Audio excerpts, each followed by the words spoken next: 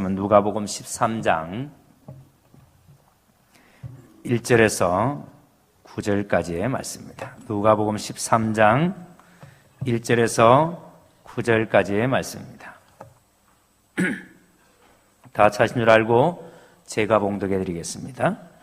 그때 마침 두어 사람이 와서 빌라도가 어떤 갈릴리 사람들의 피를 그들의 제물에 섞은 일로 예수께 아뢰니 대답하여 이르시되 너희는 이 갈릴리 사람들이 이같이 해 받음으로 다른 모든 갈릴리 사람보다 죄가 더 있는 줄 아느냐?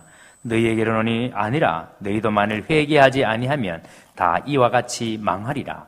또 실로암에서 망대가 무너져 치어 죽은 18사람이 예루살렘에 거한 다른 모든 사람보다 죄가 더 있는 줄 아느냐? 너희에게 이르노니 아니라 너희도 만일 회개하지 아니하면 다 이와 같이 망하리라. 이에 비유로 말씀하시되 한 사람이 포도원에 무화과 나무를 심은 것이 있더니 와서 그 열매를 구하였으나 얻지 못한지라. 포도원 지객이 이르되 내가 3년을 와서 이 무화과 나무에서 열매를 구하되 얻지 못하니 찍어버리라. 어찌 땅만 버리게 하겠느냐? 대답하여 이르되 주인이여 금년에도 그대로 두소서. 내가 두루 파고 그름을 줄이니 이후에 만일 열매가 열면 좋거니와 그렇지 않으면 찍어버리소서 하시니라. 아멘. 예, 오늘은 일부 예배 드리는 시간에 우리 성도들이 함께 모였습니다. 물론 이 시간에 많은 분들이 못 나오기도 하셨습니다만은 오늘 일부 예배 드리고 난 다음에 여러분 11시에 이제는 예배 드렸으니까 이제 끝났다. 이게 아니에요. 오늘은 11시에 우리의 베스트를 주님 앞에 세우기 위한 우리가 온 힘을 다하기 위해서 이 시간에 모여서 하나님께 예배를 드리는 겁니다. 그러니까 오늘 일부 예배 마치고 어디로 가야 된다 이제? 여러분 베스트를 데려가야 되고, 만약에 베스트를 작정하지 못하신 분들도 절대 여러분들 기죽지 말고 내가 어떻게 오늘 베스트를 섬길까? 오늘 집사님들의 베스트를 내가 어떻게 섬겨줄까? 그래서 오늘 여러분 11시에 여러분들이 환영해 주시고, 그래서 여기에 제가 섰는 자리에서 첫째 줄, 둘째 줄, 셋째 줄은 베스트가 앉는 자리입니다. 그리고 이 자리와 4층은 우리 성도들이 기존 성도들이 앉는 자리입니다. 근데 베스트 혼자 앉혀놓으면 안 되니까 나의 베스트와 함께 앉아야 됩니다. 아시겠죠? 그리고 오늘 만약에 베스트를 작정하지 못하신 분들은 네 번째 줄과 4층에서 앉으셔야 되는데, 지금 현재 약속대로 최대 인원 참석을 한다면은 학생들까지 다 해서 약 한 270명에서 280명 정도가 참석을 합니다. 그러면 기존 우리 성도들이 300명, 거기서 270명, 300명, 600명이 오늘 여기서 예배를 드려야 정상이에요. 600명 예배를 드려야. 아무도 아멘 안 하고. 아멘. 자, 그래서 우리가 여러분들 오늘 온 힘을 다해서 우리의 베스트를 섬길 수 있게 되기를 주님의 이름으로 축복합니다. 오늘 우리가 40분까지 예배를 마쳐야 합니다. 그래서 제가 설교를 좀 빠르게 진행할 터인데 여러분 주의 깊게 말씀을 들으시기 바랍니다. 지난번 우리는 예수님의 사명선언서를 봤습니다. 불을 땅에 던지러 왔다. 그러면서 내가 화평을 주러 온 줄 아느냐? 아니다. 나는 분쟁하기 위해서 왔다. 예수님께서 그렇게 말씀을 하셨습니다. 자, 그래서 예수님의 복음이 전해지는 곳에 아버지와 아들이 분쟁하고 어머니와 딸이 분쟁하고 또 시어머니와 며느리가 분쟁한다. 그랬습니다. 그러니까 예수님의 복음이 전해지는 곳에는 필연적으로 분쟁이 일어난다라는 것을 우리가 알아야 됩니다. 예수님의 복음이 전해지는 곳마다 이런 분쟁이 일어납니다. 그래서 우리 시대는 적절하게 이것을 분별할 수 있는 통찰력을 가지는 것이 참 중요하다고 생각합니다. 그래서 여러분 이런 분쟁이 일어날 때, 이런 분열이 일어날 때에 이것이 예수가 전해졌기 때문에 예수로 말미암아 일어나는 분쟁인지, 아니면 정말 내가 잘못해서 내가 잘 살지 못하니까 일어나는 분쟁인지를 우리가 잘 분별을 해야 합니다. 자, 그런데 오늘 말씀에는 예수님으로 말미암아 임한 하나님의 나라에 대한 반응이 회개라고 예수님 말씀하십니다. 그러니까 우리가 하나님의 나라의 백성이라면, 하나님의 나라에 속해 있는 사람이라면, 예수님께서 우리 땅에 오셔서 하나님의 나라를 선포했고 우리가 하나님의 나라에 속한 사람이라면 그 하나님의 나라에 속한 사람이 하나님에 대한 반응이 뭐냐면 회개라는 겁니다. 늘 하나님 앞에 회개하는 삶을 산다는 겁니다. 그래서 빌라도의 악행과 실로암 망대 사건은 회개를 위한 촉구의 한 소재로 그렇게 사용이 되어졌습니다. 유대인들은 하나님의 나라가 임할 때 하나님의 통치의 시련이 악인에 대한 심판과 의인의 가슴에 맺힌 한을 풀어주는 것으로 생각을 했습니다. 그러니까 이 땅에 메시아가 오시면, 우리가 기다리는 메시아가 오면은 그 메시아는 우리를 악인들을 심판할 것이고 우리에게서 맺혀져 있는 그 한을 풀어주시는 것으로, 그렇게 이스라엘 백성들은 생각을 했습니다. 자, 그런데 보세요. 예수님의 말씀을 듣기 위해서 예수님께 나온 사람들이 빌라도가 행한 악행에 대해서 보고합니다. 1절을 보세요. 빌라도가 갈릴리 사람들의 피를 그들의 제물과 함께 섞었다는 아주 끔찍한 보고예요. 여러분, 이것에 대해서 요세푸스라는 유대의 역사학자가 있는데, 이 요세푸스라는 역사학자는 1세기 예수 시대에 실제적으로 예수님이 돌아가시고 난 다음에 속사조 시대, 그러니까 기원전 1세기 90년대에 있었던 분이에요. 그러니까 여러분, 예수님 시대와 거의 동시대에 살았던 사람인데, 이분이 쓴 역사책 중에 유대 고대사라는 책이 있습니다. 그런데 이 책이 90년대에 기록되어졌으니까 거의 예수님과 동시대를 해도 과언이 아닙니다.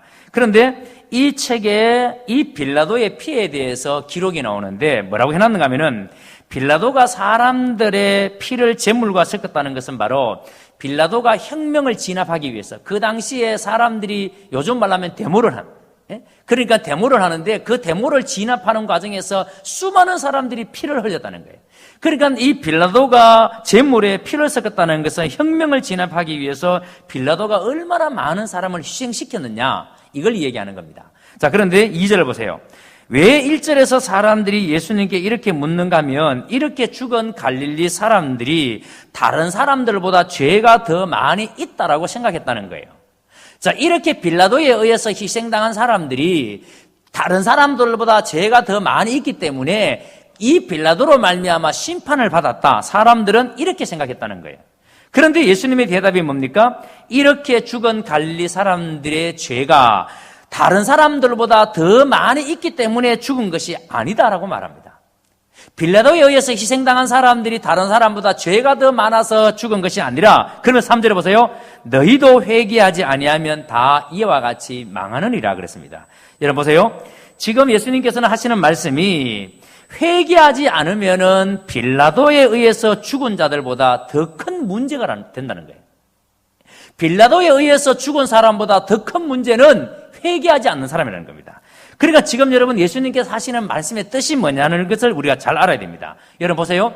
지금 예수님께서 이 말씀을 하실 때에 어디에다가 초점을 맞추고 있는가 하면은, 예수님은 죽은 사람에다가 초점을 맞추고 있는 것이 아니라 살아있는 사람에게 초점을 맞추고 있습니다. 지금 빌라도에 의해서 희생당한 사람에게 초점을 맞추고 있는 것이 아니라 지금 현재 예수님의 말씀을 듣고 있는 이 사람들에게 예수님이 초점을 맞추고 있습니다. 그래서 지금 살아있는 사람도 회개하지 않으면 다 이와 같이 될 것이다 라고 말합니다. 그래서 예수님은 좀 더 이것을 구체적으로 이해시키기 위해서 4절 5절을 보세요. 실로암 망대 사건을 이야기합니다. 실로암 망대가 무너져서 18명의 사람이 죽었다라고 말합니다. 그런데 이 망대는 적이 침투해 올 때에 적이 오는지 안 오는지를 감시하기 위한 일종의, 여러분 군대에 가면 초소와 같은 거예요. 그런데 이 초소와 같은 망대가 무너져서 18명이 죽었습니다. 예수님은 이렇게 망대에 깔려 죽은 사람이 예루살렘에 거하는 다른 사람들보다 죄가 더 많아서 망대에 깔려 죽었느냐? 아니라는 거예요. 자, 그래서 이 갑작스럽게 망대가 무너져서 18명이 죽었는데, 이 사람들에게 죽음이라는 것이 갑자기 예고 없이 찾아온 것처럼 예루살렘에 거하는 사람들에게도 마찬가지라는 거예요. 너희들에게도 이렇게 죽음이라는 것이 예고 없이 찾아온다는 거예요. 회개하지 않으면 언제든지 심판이 재앙처럼 불현듯 임할 수 있다는 것을 기억해야 된다는 거예요. 그러니까 여러분, 어떻게 죽느냐의 문제가 아니라 지금 우리가 살아있을 때에 진정으로 회개했느냐. 그러니까 살아있을 때 이때가 무슨 기회라는 거예요? 진짜 회개해야 될 기회라는 거예요. 그러니까 죽느냐 사느냐의 문제가 아니라 내가 살아있을 때 진짜 회개했느냐, 그걸 주님께서 물으시는 겁니다. 그래서 심판이라는 것은 더 큰 죄인에게 임하는 것이 아니라 다른 사람들에게 어려운 일이 일어날 때 저 사람이 무슨 죄를 지었나, 그렇게 정죄하지 말고 뭘 하라고요? 나 자신을 돌아보라는 거예요. 여러분, 어떤 문제가 있을 때 철저하게 내 자신을 돌아보는 것으로 해야 되지, 다른 사람이 힘든 일을 경험하면 저 사람 하나님 앞에 죄 지었구나 이렇게 생각하지 말라는 거예요. 자, 그래서 여러분 예수님께서는 1절에서 5절 말씀을 보다 구체적으로 정리하기 위해서 아주 여러분 중요한 비유 하나를 가지고 말씀을 하십니다. 한 사람이 포도원에 무화과 나무를 심었는데 열매를 구했지만 얻지를 못했습니다. 자, 근데 여러분 보세요. 우리가 이것을 좀 깊이 생각해 봐야 됩니다. 이 무화과 나무라는 것은요, 우리나라에도 많이 있습니다. 우리 교회에도 무화과 나무가 있었는데 공사한다고 폐내어서 지금 여러분 요 뒤에도 한 나무 있고 우리 관리사님 집에도 한 나무 심어놨습니다. 그런데 이 무화과 나무는요, 팔레스타인 땅에서 굉장히 흔한 나무예요. 너무나 많이 흔한 나무이기 때문에 절대 이것을 여러분 밭에다가는 심지 않습니다. 왜냐하면 이게 상품성이 없고 이게 여러분 별로 가치 있는 것이 아니기 때문에 흔한 나무이기 때문에 그래서 밭에다가 심지 않는데 그런데 여러분 이것을 지금 이 흔한 나무를 밭에다가 심었습니다. 무슨 의미일까요? 지금 여러분 농부가 이 무화과 나무를 밭에다가 심었다라는 한 말은 여러분 귀하지 않는 건데 귀한 나무가 아닌데 밭에다가 심었다라는 말은 귀하게 여겼다 이 말이에요. 귀하지 않는 나무를 귀하게 여겨서 밭에다가 심었습니다. 그런데 물었습니다. 이 나무가 무엇을 가리키는가? 이스라엘을 가리킨다 그랬습니다. 그러니까 이스라엘이 귀하기 때문에 하나님이 너희를 선택한 게 아니다. 여러분 흔하고 흔한 나무예요. 그런데 이스라엘도 너희가 잘해서가 아니라는 거예요. 그래서 귀하지도 않는 나무를 밭에다가 심어놓고 가꾸었습니다. 그리고 이 나무의 열매가 뭐냐면 바로 주인이 기대하는 열매. 이스라엘 하나님께서 이스라엘을 선택하셔서 이스라엘에게 기대되었던 것. 내가 너희를 선택한 것은 이런 기대 때문이다. 그게 열매예요. 자, 그런데 7절을 보세요. 포도원 주인이 무화과 나무를 심고 3년을 기다렸습니다. 근데 열매를 못 찾았습니다. 여러분 여기서 3년이라는 말은 심고 난 다음에 3년을 의미하지 않습니다. 무화과 나무는 어린 나무를 심으면 심고 난 다음에 3년 동안은 열매가 안 맺혀요. 여러분 2년 후 3년이 되면 열매가 맺혀도 쓸모없는 열매예요.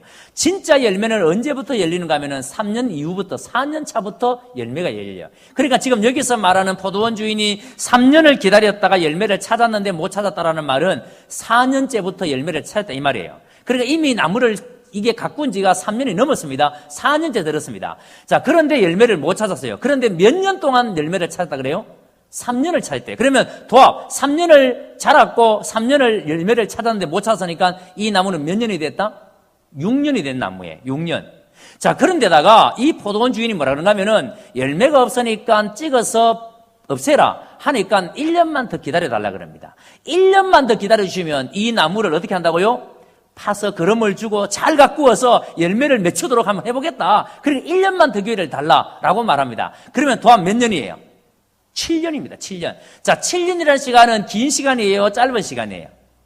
너무도 긴 시간이죠. 7년의 시간은 여러분 절대 짧은 시간이 아니에요. 그러니까 7년이라는 시간은 충분한 시간이에요. 어떤 의미에서 7이라는 숫자가 완전수잖아요. 그러니까 충분한 시간을 줬다는 거예요. 열매를 맺을 수 있는 충분한 시간을 줬고, 그리고 여러분 1년이라는 기간을 더 줬으니까 이 기간 동안에는 3년 동안 열매를 못 맺었으니까, 그러니까 가꾸지 않아서, 만약에 거름도 안 주고 가꾸지 않아서 열매를 맺지 않았다면은 이 포도원지기가 열심히 거름을 주고 땅을 가꾸어서 열매를 맺게 해보겠다라고. 그러니까 여러분 1년 동안 얼마나 애를 썼겠어요. 그러니까 여러분 이 7년이라는 기간은 절대 짧은 기간이 아닙니다. 자, 그런데도 불구하고 인내의 기간이 다 되었을 때 열매 맺기를 실패한 무화과 나무를 찍어버리라고 가선지기에게 명령합니다. 여러분 보십시오. 이것이 무엇을 의미하는지 아십니까? 예수님께서 왜 이 이야기를 하시는지 아십니까? 여러분 회개에는 제한된 기간이 있다는 겁니다. 회개는 언제까지나 계속 그렇게 우리에게 시간이 주어지는 게 아니라는 겁니다. 회개는 여러분 우리에게 주어진 기회가 있습니다. 3년을 기다려도 포도원에 심은 무화과 나무에 열매가 없자 그 나무를 찍어버리라고 명령한 주인처럼 주님은 장차 우리를 열매로 판단하실 것입니다. 열매를 보아서 우리를 알 것입니다. 여러분, 어쩌면 지금 우리가 이 포도원 지기가 1년을 더 요구했는 것, 그 1년의 기간, 어쩌면 지금 우리가 그 1년의 기간을 살고 있는지 모릅니다.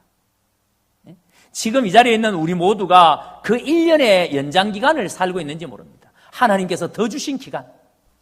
그러니까 여러분, 우리 이 기간에 어떻게 해야 돼요? 이 기간은 절대 우리가 영원히 살 것처럼 착각하지 말고 가꾸어야죠. 내 영을 가꾸어야 되죠. 힘을 다해서 내 영을 가꾸어야 되죠. 진짜 내가 하나님 앞에 회개한 사람이 맞는지 아닌지 내 영을 가꾸어야 되죠. 그래서 여러분, 우리는 영원히 살 것처럼 착각하지 말고 우리가 주님께로 돌아설 기회가 언제까지 무궁무진하게 열려있지 않다는 사실을 우리가 기억해야 합니다. 이제 우리는 잠시 후면 우리의 베스트를 이 자리에 앉게 되는 것을 보게 될 겁니다. 어쩌면 오늘 이 자리에서는 베스트가 마지막 기회가 되는 사람도 있을지 모릅니다. 어쩌면 여러분, 오늘 우리가 초청한 그 베스트 가운데 오늘 교회에 처음으로 나와보는 사람도 있을 수 있습니다. 어쩌면 오늘 왔다가 다시는 교회에 안 나올 사람도 있을 수 있습니다. 망대가 무너져서 18명이 갑자기 죽은 것처럼 오늘 이 자리에서는 지금 최대 나오기로 작정된 사람 280명 정도가, 여러분, 하나님께서 그 영혼들을 이 자리에 세우신다면 여러분, 그들 중에는 어쩌면 오늘 이후로 다시는 이 자리에 서지 못할 사람도 있을 수 있습니다. 그러니까 여러분, 절박하다는 말이에요. 오늘 우리는 그런 마음으로 기도하며 그런 마음으로 베스트를 주님 앞에 세워야 합니다. 오늘이 이 사람에게 마지막 기회다라는 마음으로, 오늘 이 사람이 주의 말씀을 들을 수 있는 마지막 기회다, 그 마음으로 오늘 우리가 베스트를 이 자리에 세워야 합니다. 그럴 때 하나님께서 분명히 우리 가운데 역사하실 줄로 믿습니다. 그래서 여러분, 우리도 여러분의 삶에 열매가 맺히도록 두루 파고 걸음을 주고 나의 삶에 주께서 열매를 보실 수 있도록 해드리는 자만 하나님의 나라에 참여할 수 있는 사람입니다. 이제 여러분, 베스트 찾아서 나가야 합니다. 길과 산으로 가서 이 집을 채워야 합니다. 여러분의 베스트가 어쩌면 오늘 복음을 들을 수 있는 마지막 기회가 될 수 있다는 그 철박한 마음으로 여러분들 이 예배를 마치고 베스트를 찾아 나서시기 바랍니다. 만약에 여러분들 중에 목사님, 나 이번에 정말 베스트를 작정하지 못했는데, 그렇지만 나 열심히 기도했습니다. 그리고 나는 하나님의 나라 위해서 한 생명이라도 하나님 앞에 세우기 위해서 내가 오늘 오는 베스트를 위해서 내가 어떻게 봉사할지, 어떻게 내가 마음을 함께 할지, 지금부터 여러분 베스트를 작정하신 분들은 나가서 베스트를 이제 모시고 오셔야 되고, 베스트를 작정하지 못하신 분들은 여기 앉아서 기도하시면서 베스트를 오시기 시작하면은 앞에 나가서 환영하십시오. 잘 오셨다고 환영하고, 그것이 오늘 우리 모두가 여러분 하나님 앞에 우리의 맡은 바 사명을 감당하는 그런 길입니다. 이제 우리가 기도하고 여러분들이 베스트를 모시러 나가도록 그렇게 하겠습니다.